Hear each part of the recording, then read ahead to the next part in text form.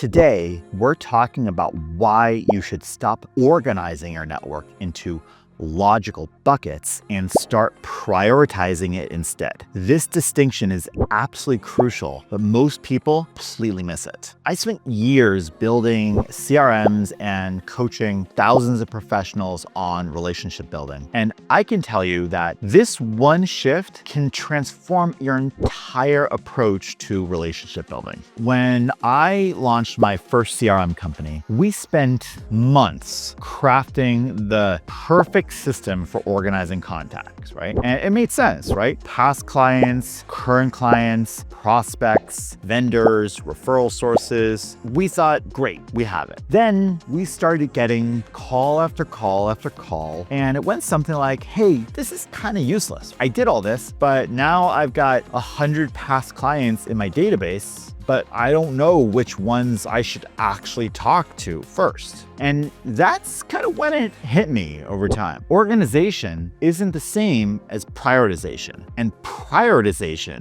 like so much in life, is what actually moves the needle. Here's what most people do though. They create these beautiful categories based on how they know people. We have our college friends, past coworkers, industry contacts, drinking buddies, clients. It's logical, right? The problem is these buckets tell you nothing about who deserves your limited time and attention relative to others. I mean, think of it, right? Are all of your past clients equal? Of course not. Some have referred you multiple times, even invited you to their kids' graduation, and others, well, you'd rather hide behind the display at Whole Foods than bump into them when you see them from across the aisle. Yet in your past clients folder, well, they're treated exactly the same. This actually brings me to what I've called the grocery store test. I want you to imagine you're shopping and see someone from your network at the end of the aisle. Do you drop everything and run to say hi? Or do you duck behind the kombucha display hoping they don't see you? That reaction tells you more about prioritization than any logical category ever could. Here's what you should do instead.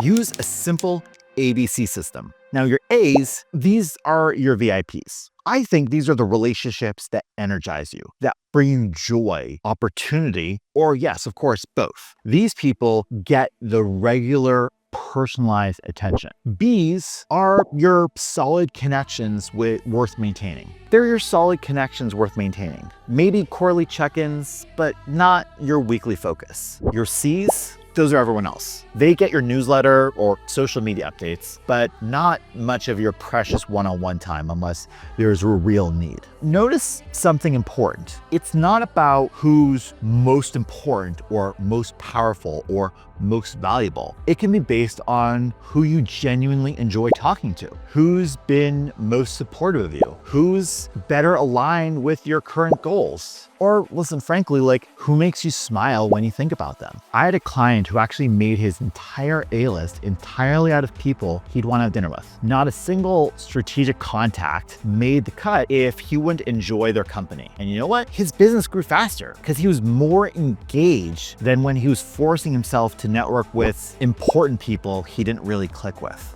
Here's how to implement this approach. Number one, start fresh. Open up your CRM, set up these different spheres, A, B, and C, or you can use a spreadsheet and have a column for A, B, C. Number two, do a quick pass through your contact. For each person, don't overthink it. What's your gut reaction? A, B, or C? Do I love them? Do I like them? Or know them or don't even know them that well? Different engagements for each tier. Number three is set different engagement strategies for each tier. Maybe A's, they get your monthly personalized check-in. B's, they get quarterly messages from time to time. And C's, listen, they just get your newsletter. Number four, most importantly, be honest with yourself. If all your past clients are in your A tier because you think they should be, you might be doing it wrong. Your A tier should be people who make you excited to reach out to, not feel like a chore. The magic happens, I think, when your prioritization system works with your natural tendencies efficiencies, not against them. If you're reaching out to your A tier feels like a treat rather than a task, I think you'll actually do it consistently. I mean, wouldn't you agree? So remember, stop just organizing and start prioritizing. Run your contacts through the grocery store test. Create your ABC tiers based on criteria that matter to you, and watch how this simple shift makes your networking both more effective and more enjoyable. Now listen, I'm all for still having those organizational groups, but my guess is, and this is what I've seen, is that the more time and effort you put into prioritization in addition to organization, probably gonna put more and more emphasis on prioritization, because you find that, oh, that actually works for me. Yes, like I thought I need to have all of my past clients and all my referral sources and all my vendors in one area. But listen, what matters is I'm staying in touch with people, and my A's, well, they deserve more attention, and my B's deserve a little bit less attention, and my C's, well, they get my newsletter. So what will you do today? I want you to think about just taking 15 minutes to identify just 10 people who would be in your A's. Then honestly, find someone you haven't reached out to and reach out to them. That's how real relationships get built, not by perfect organization, but